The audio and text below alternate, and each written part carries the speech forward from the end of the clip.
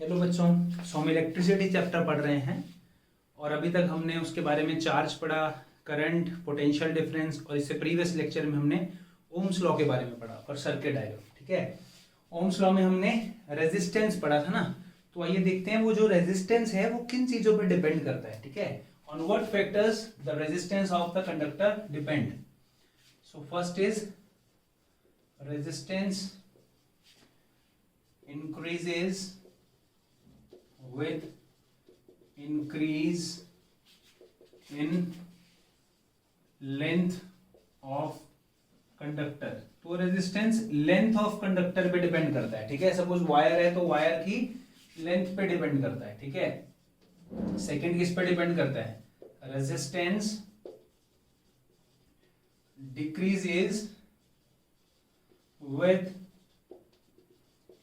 increase in area of cross section. Wire का जो area है अगर उसको बढ़ा दें तो रेजिस्टेंस कम हो जाता है। ठीक है, उसका मतलब क्या है कि थिक वायर्स जो होती हैं उनका रेजिस्टेंस कम होता है, थिन वायर का रेजिस्टेंस ज्यादा होता है। ठीक है, चलिए मैं बताता हूं उसके बाद। Third is resistance increases with increase in temperature। Resistance जो है टेम्परेचर इंक्रीज करने पे इंक्रीज होता है। ठीक है, बहुत देर तक करंट फ्लो करता रहे तो वो हीट हो जाती है ना वायर। ठीक है, तो जैसे जैसे उसका रेजिस्टेंस टेम्परेचर बढ़ेगा तो रेजिस्टेंस की वैल्यू भी बढ़ेगी। ठीक है, और फोर्थ क्या है, it depends on material of conductor। Conductor के, या कंडक्टर नहीं बोलेंगे basically, it depends on the material. ठीक है, it depends on the material. Material कैसा है, कंडक्टर है, इंसुलेटर है, एलॉयज हैं। ठीक है, कॉपर है, एल्यूमिनियम है, कॉन्स्टेंटन है, टंगस्टन है।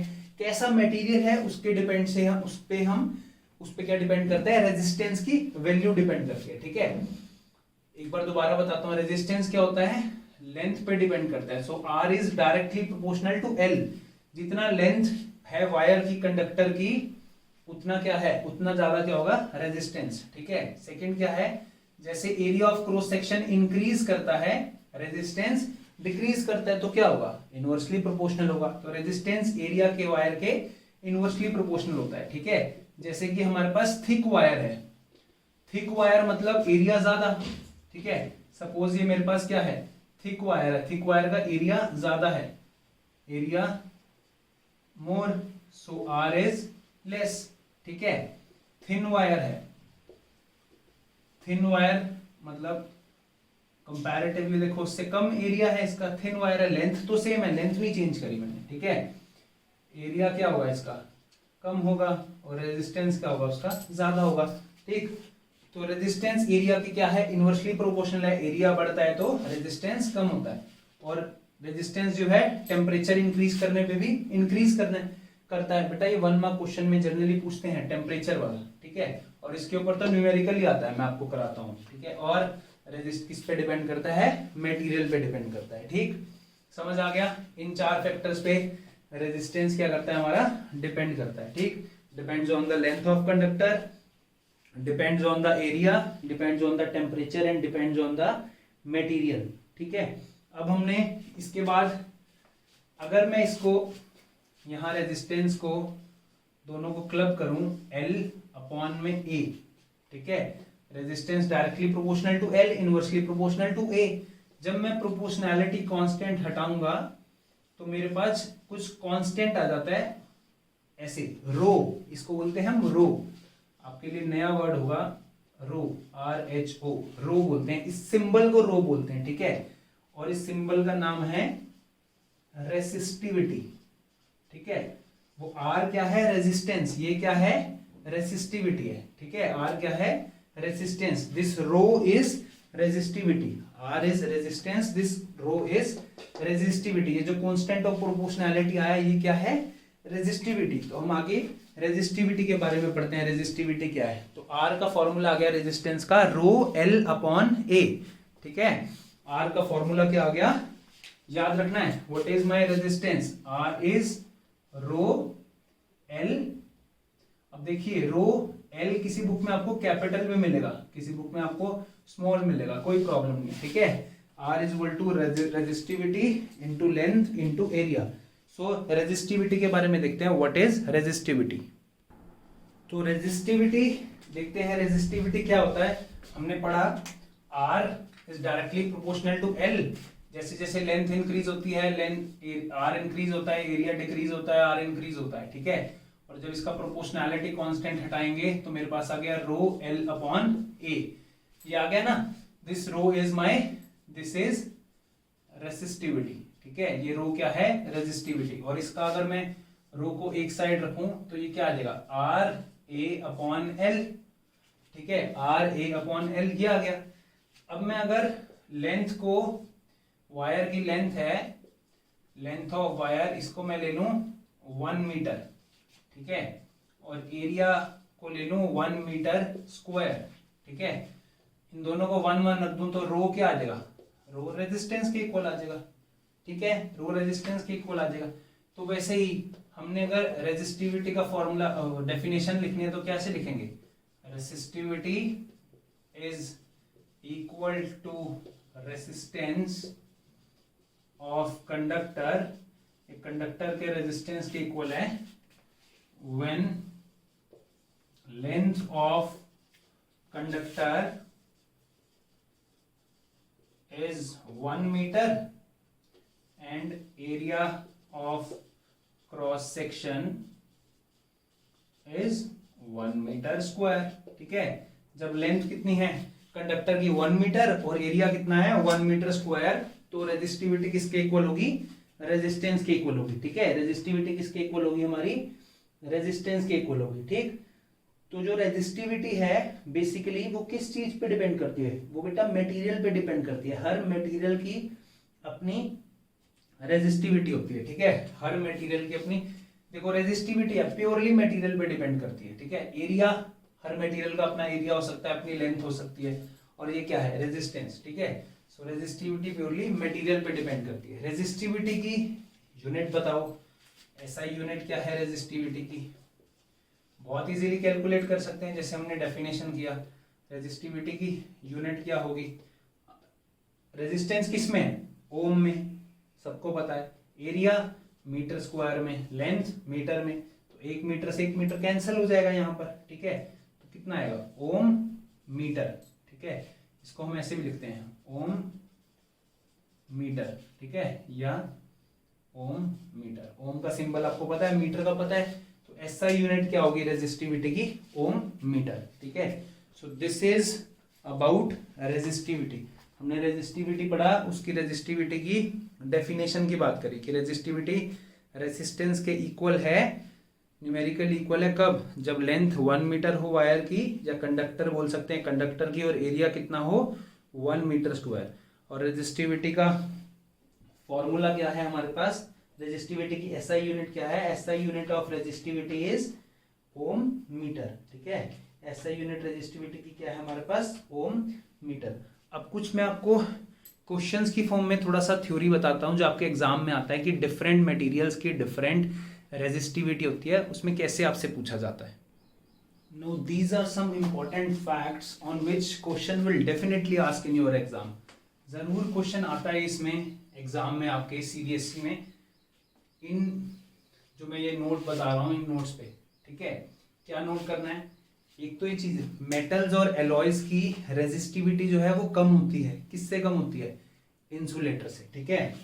Resistivity of metals and alloy क्या होती है, लो होती है उसकी रेजिस्टिविटी, ठीक है। इसलिए मेटल्स और एलॉयज क्या होता है, जनरली मेटल्स ट्रांसमिशन में, करंट ट्रांसमिशन में हेल्प करते हैं, उसकी रेजिस्टिविटी कम होती है, ठीक है। इंसुलेटर्स की रेजिस्टिविटी बहुत ज्यादा होती है, डायमंड की, डायमंड्स फॉर एग्जांपल डायमंड और ग्लास, ठीक है, इंसुलेटर की रेजिस्टिविटी क्या होती है, बहुत हाई होती है। सिल्वर बेस्ट कंडक्टर बोलते हैं हम सिल्वर को बेस्ट कंडक्टर, क्यों, क्योंकि उसकी रेजिस्टिविटी बहुत कम होती है, ठीक है, इसलिए सिल्वर क्या है, बेस्ट कंडक्टर। अब आपसे ऐसे क्वेश्चन पूछा जाता है why silver is a best conductor, तो आप लिख दोगे because it has very low resistivity, ठीक। नेक्स्ट क्वेश्चन क्या पूछ सकते हैं, why copper and aluminium are used for making wires, transmission wires जो हम करते हैं ट्रांसमिट करने के लिए करंट, उसमें हम कॉपर या एल्यूमिनियम का यूज क्यों करते हैं, ठीक है, क्यों करते हैं वो, क्योंकि उनकी रेजिस्टिविटी बहुत कम होती है, मेटल्स हैं वो प्योर मेटल्स है ना, उनकी रेजिस्टिविटी बहुत कम होती है। So copper aluminium are used for making connecting wires, क्यों, क्योंकि उनकी रेजिस्टिविटी लो होती है। अब मैंने बोला मेटल और एलॉयज की रेजिस्टिविटी लो होती है, ठीक है, बट उसमें से भी मेटल और एलॉय में से मेटल की रेजिस्टिविटी वो क्या होती है, थोड़ी कम होती है, एलॉय की ज्यादा होती है। So resistivity of alloy is more than that of pure metal, resistivity alloy की थोड़ी सी ज्यादा होती है प्योर मेटल से, ठीक है, रेजिस्टिविटी एलॉय की ज्यादा होती है। और ये बहुत फायदा करता है एलॉय में।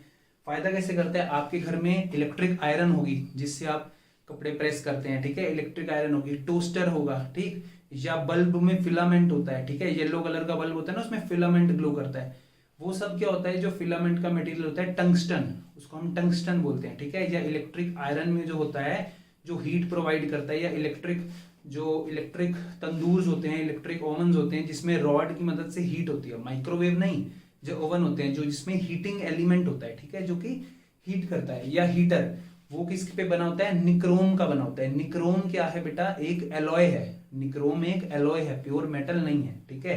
तो उन एलॉयज की क्या होती है, रेजिस्टिविटी ज्यादा होती है। रेजिस्टिविटी ज्यादा होने के कारण क्या, एक रेजिस्टिविटी ज्यादा होती है और वो टेम्परेचर के साथ उनकी रेजिस्टिविटी ज्यादा चेंज नहीं होती, ठीक। और क्या है, वो ऑक्सीडाइज नहीं होते, ठीक है, अगर बहुत ज्यादा करंट आ जाए तो ज्यादा करंट पे वो ऑक्सीडाइज नहीं होते, ठीक है, वो तो ग्लो करने लग जाते हैं, ठीक, रेड हॉट हो जाते हैं पर ऑक्सीडाइज नहीं होते। तो इन कारण से उनको हम अलग अलग अप्लायंसेस में यूज कर सकते हैं। देखिए nichrome has more resistivity than copper, copper एक क्या है, प्योर मेटल, निक्रोम क्या है, एलॉय, तो निक्रोम की रेजिस्टिविटी ज्यादा है किससे, प्योर मेटल से। So that's why nichrome does not oxidise easily at high temperature, बहुत हाई टेम्परेचर पे ऑक्सीडाइज नहीं होता, उसकी वायर मेल्ट नहीं होती, ठीक है, उसका मेल्टिंग पॉइंट बहुत ज्यादा होता है, वायर उसकी मेल्ट नहीं होती, बल्कि क्या होती है, इतनी हीट हो जाती है कि हम इजीली आयरन कर पाते हैं अपने क्लोथ्स, ठीक है। And also its resistivity changes very less with temperature, उसकी रेजिस्टिविटी टेम्परेचर के साथ ज्यादा चेंज नहीं होती। That's why they are used in electrical heating devices, तो ऐसी डिवाइस जिसमें हमें हीट चाहिए होती है, आयरन, टोस्टर, ठीक है, उन डिवाइसेस में क्या यूज होता है हमारे पास, निक्रोम। तो ये पूछते हैं why nichrome are used in making electrical devices, because nichrome is a alloy and alloy has high resistivity, high melting point and it does not oxidize easily, ठीक है, ऑक्सीडाइज नहीं होता, इसलिए निक्रोम को क्या हम इलेक्ट्रिकल हीटिंग डिवाइस में use करते हैं। क्वेश्चन ये भी पूछते हैं why tungsten is used for making filament lamps, ठीक है, लैंप का जो फिलामेंट होता है, बल्ब में जो फिलामेंट होता है उसमें टंगस्टन क्यों यूज होता है, टंगस्टन इसलिए यूज होता है कि उसकी बहुत हाई रेजिस्टिविटी होती है, रेजिस्टेंस बहुत ज्यादा होता है टंगस्टन का, ठीक है, और वो ऑक्सीडाइज नहीं होता, रेजिस्टेंस बहुत ज्यादा होता है और वो ऑक्सीडाइज नहीं होता इजीली, ठीक है, ऑक्सीडाइज नहीं होगा तो क्या करेगा, ग्लो करने लग जाएगा, रेड हॉट होने के बाद ग्लो करने लग जाएगा और हमारे को लाइट मिलेगी।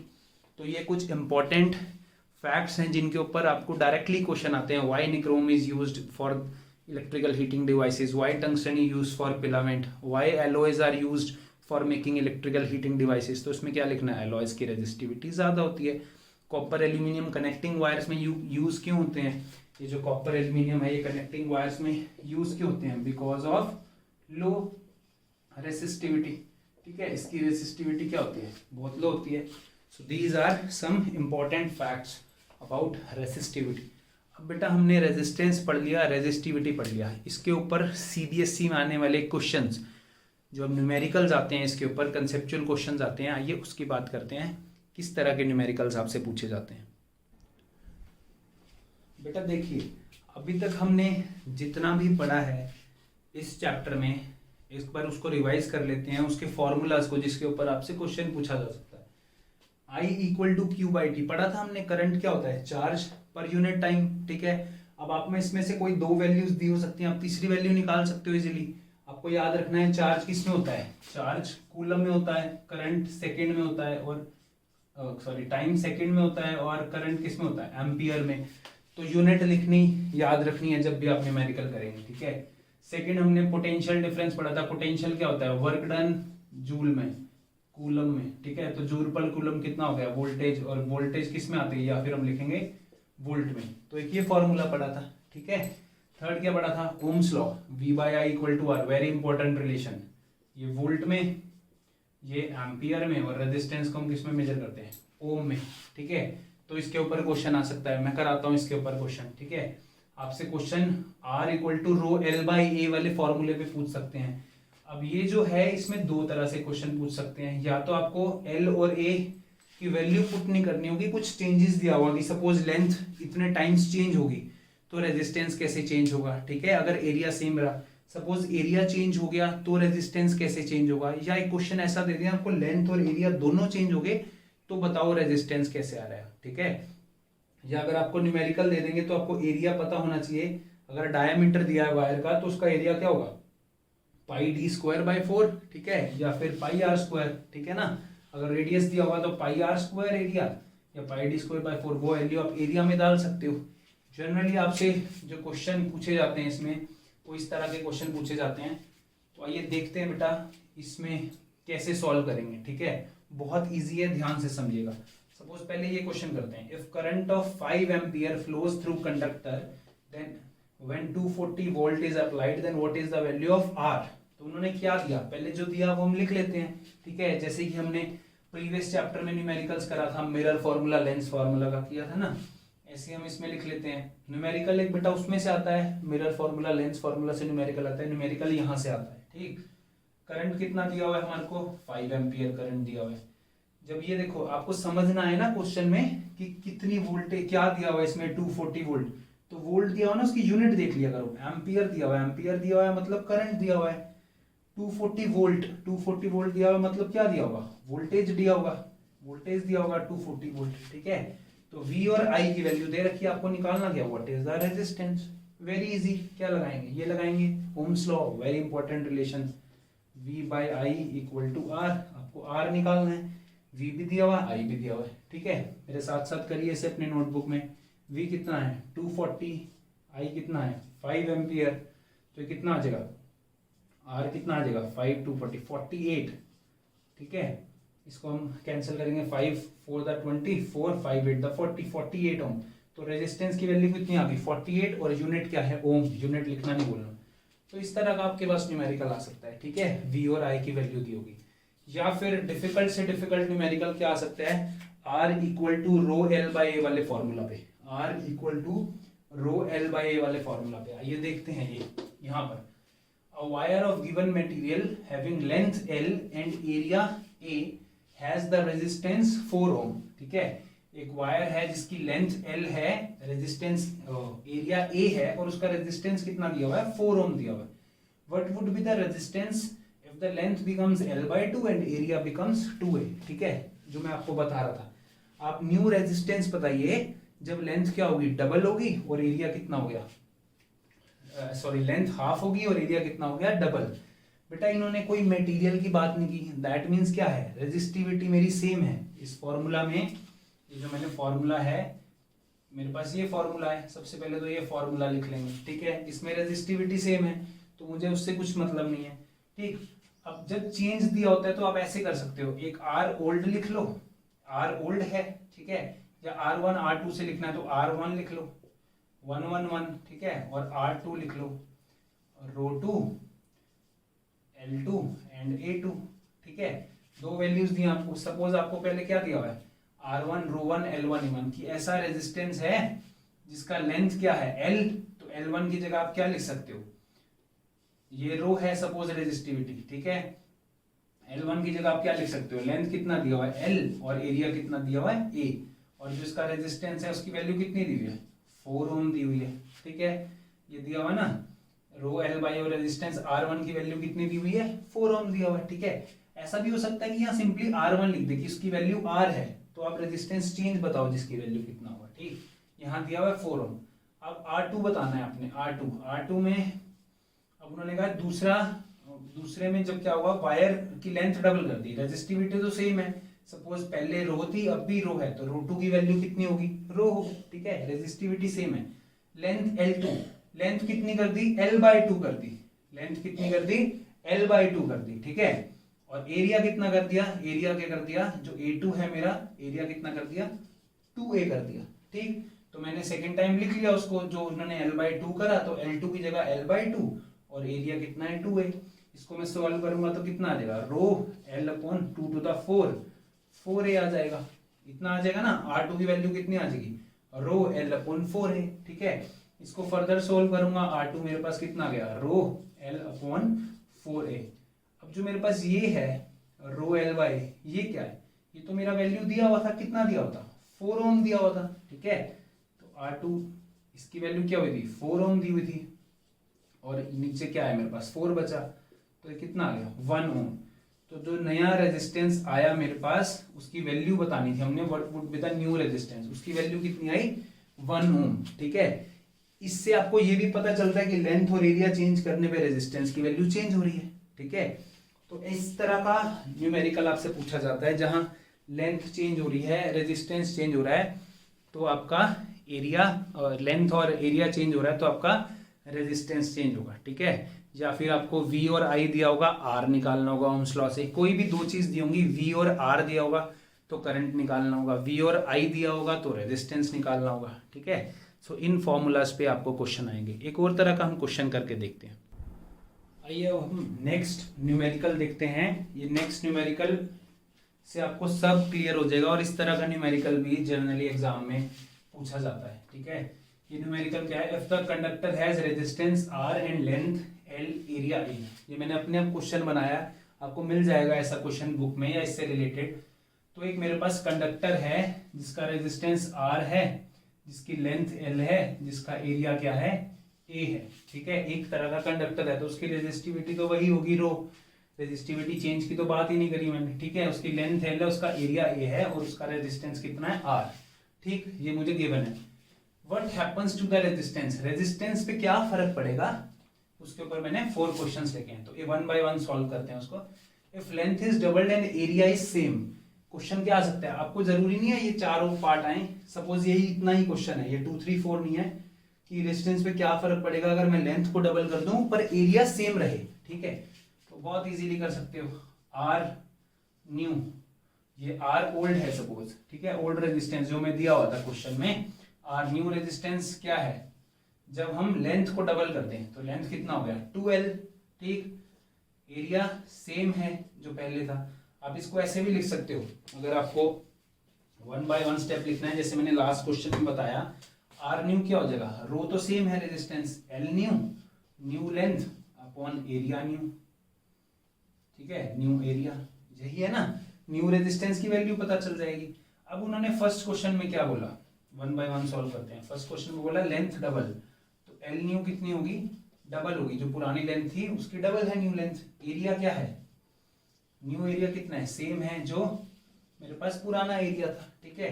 तो रेजिस्टेंस कितना हो जाएगा R न्यू, इसमें वैल्यू पुट करेंगे रो, लेंथ कितना हो गया मेरा डबल, एरिया क्या है मेरा सेम, जो पहले एरिया था वही एरिया है, ओल्ड एरिया क्या था A था ना, ये ओल्ड लेंथ है, ये ओल्ड एरिया है, ठीक, एरिया क्या था A था, और लेंथ कितना था L था, जो हमारे को क्वेश्चन में दिया हुआ है L और A, ठीक। तो ये अगर हम सॉल्व करेंगे रो L अपॉन A, और ये मेरा क्या है वो रेजिस्टेंस है जो क्वेश्चन में दिया हुआ है, कितनी वैल्यू दिया है क्वेश्चन में जो रेजिस्टेंस की R, ठीक है। तो मेरे पास न्यू रेजिस्टेंस कितना आ जाएगा, ट्वाइस ऑफ ओल्ड रेजिस्टेंस, मतलब मेरा रेजिस्टेंस की वैल्यू क्या होगी, डबल होगी। समझ आया, हमने L की वैल्यू डाली 2L, एरिया सेम है उन्होंने बोला, तो ये कितना आ जाएगा, ये क्या है पुराना रेजिस्टेंस।